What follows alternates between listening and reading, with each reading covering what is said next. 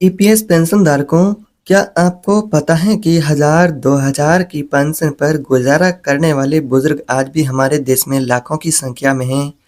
सोचिए, जिसने 30 से 35 साल की मेहनत की है, नौकरी की है, रिटायरमेंट के बाद उसे भी इतनी कम पेंशन मिलती है कि दवाइयों का खर्चा कराना बहुत मुश्किल से हो पाता है।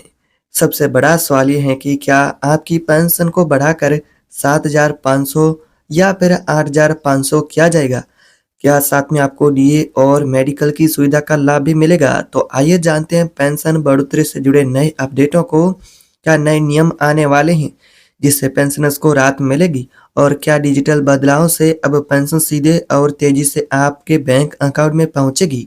दोस्तों, अगर आप एक ईपीएस के पेंशन धारक है तो आपकी पेंशन ईपीएस और ईपीएफओ से जुड़े कुछ नए अपडेट हैं। आज हम आपको ईपीएफ पेंशन में हाल ही के संशोधन और नए पेंशन के प्रस्ताव और आगे की संभावनाओं के बारे में कुछ महत्वपूर्ण अपडेटों के बारे में बात करेंगे। कि अगर आप एक ईपीएस के पेंशन भोगी है तो वीडियो ध्यान से आप देखिएगा, वीडियो को अंत तक देखना है। तो सबसे पहले बात करते हैं पेंशन धारकों की हाल ही में नियमों में कई अहम बदलाव हुए हैं। आइए एक एक करके उन महत्वपूर्ण बदलावों के बारे में जानते हैं। सबसे पहला, उच्च पेंशन एजिबिलिटी। अगर आप उच्च पेंशन लेना चाहते हैं तो आपकी एजिबिलिटी क्या होगी? अब कर्मचारियों को वास्तविक वेतन एक्चुअली जो उनका महीने का जो सैलरी होगा उसके आधार पर उच्च पेंशन लेने का विकल्प भी मिला है।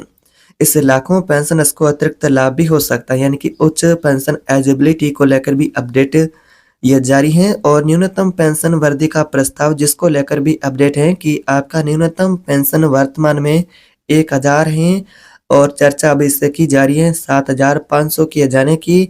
और ऐसे में इस पेंशन के प्रस्ताव को लेकर अंतिम फैसला आया है या फिर नहीं, आगे इसके बारे में विस्तार से अपडेट को जानेंगे।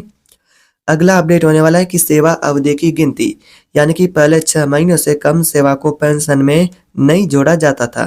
अब नियम बदले हैं और 6 महीने से कम सेवा को भी ईपीएस पेंशन में गिना जाएगा। तो ये भी बहुत अच्छा आपके लिए अपडेट है। अगला अपडेट है पीएफ ट्रांसफर में आसानी। नौकरी बदलने पर पहले नियोक्ता की मंजूरी जरूरी थी, अब नए नियमों के अनुसार कई मामलों में ये मंजूरी नहीं लेनी पड़ेगी और पैसा सीधे नए पीएफ अकाउंट में ट्रांसफर होगा। इससे भी पेंशन धारकों को बहुत अच्छा लाभ होगा। और बात करते हैं डिजिटल अपडेट की, तो आधार से लिंक यूएएन के जरिए नाम, जन्म तिथि, दूसरी जानकारी ऑनलाइन भी सुधारी जा सकती है। यानी कि अब आप ऑनलाइन भी अपना कोई अकाउंट है उसमें स्टेटस भी चेक कर सकते हैं। यानी कि आपका पीएफ में कोई भी मिस्टेक है तो वहां से भी आप अपना ऑनलाइन अपडेट सुधार कर सकते हैं। इसके अलावा अब जॉइंट डिक्लेरेशन भी ऑनलाइन जमा होगी, यानी कि आपको जॉइंट डिक्लेरेशन है वो भी ऑनलाइन जमा करने की सुविधा मिलेगी। अगला बड़ा अपडेट आ रहा है सेंट्रलाइज्ड पेंशन पेमेंट सिस्टम, यानी कि जनवरी 2025 से यह सिस्टम लागू हो चुका है। इसमें सीधे आपका जो पेंशन होता है वो एनपीसीआई प्लेटफॉर्म के जरिए आपके बैंक अकाउंट में पहुंच जाता है। और इसके अलावा पीपीएफ और यूएएन से जोड़ने की सुविधा भी शुरू हो गई है।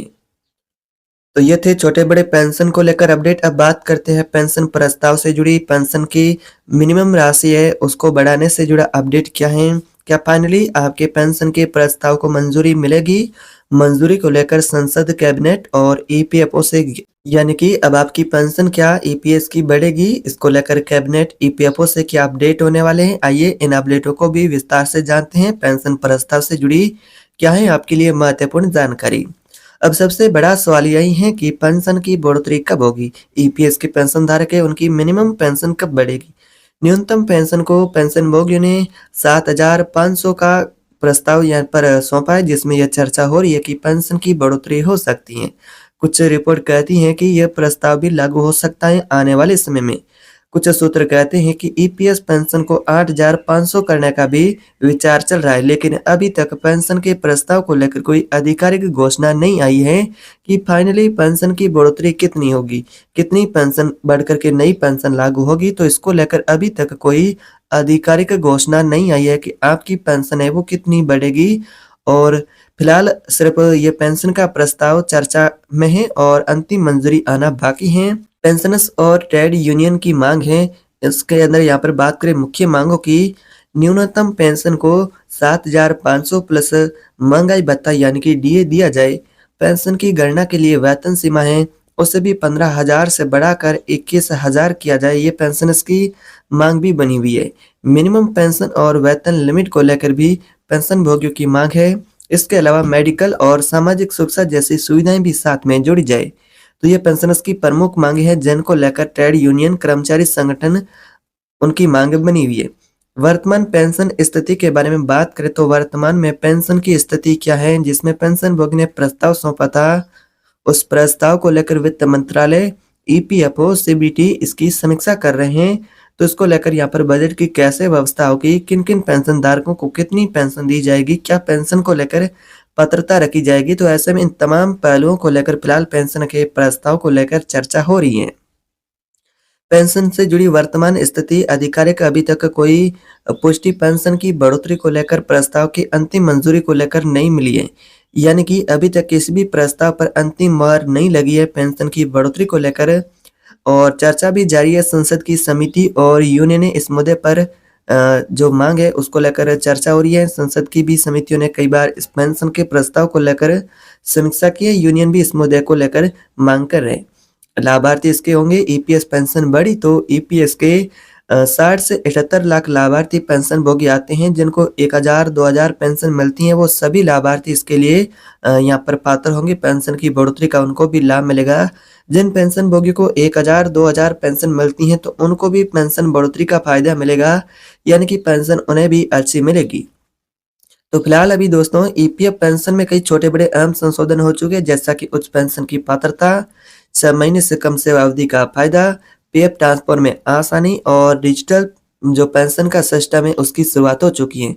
लेकिन जो पेंशन का प्रस्ताव है जिसको लेकर अभी कोई अंतिम मोहर नहीं लगी है, वही बात करें दूसरी ओर पेंशन की बढ़ोतरी का प्रस्ताव अभी विचाराधीन है। हो सकता है कि आने वाले समय में आपकी पेंशन की राशि 7,500 से बढ़ाकर 8,500 भी लागू हो सकती है, लेकिन फिलहाल अभी इसकी अंतिम पुष्टि नहीं हुई है। यानी कि अंतिम पुष्टि और अंतिम अभी फैसला आना बाकी है। आपसे कुछ सवाल है कि आपके हिसाब से पेंशन कितनी बढ़नी चाहिए, यानी कि पेंशन में कितनी बढ़ोतरी होनी चाहिए, और साथ में आपकी अन्य मांगे जैसा कि लिए और मेडिकल की सुविधा को लेकर वो भी क्या साथ में आपको मिलनी चाहिए। तो आपकी ये मांगे उसको लेकर आपका कमेंट बॉक्स में विचार जरूर बताएं, ताकि बुजुर्ग है और वीडियो उनको शेयर भी करें, ताकि बुजुर्गों का सम्मानजनक जीवन यापन हो सके। उनके लिए बेहतर पेंशन कितनी है, 7,500, 8,500 या फिर 9,000।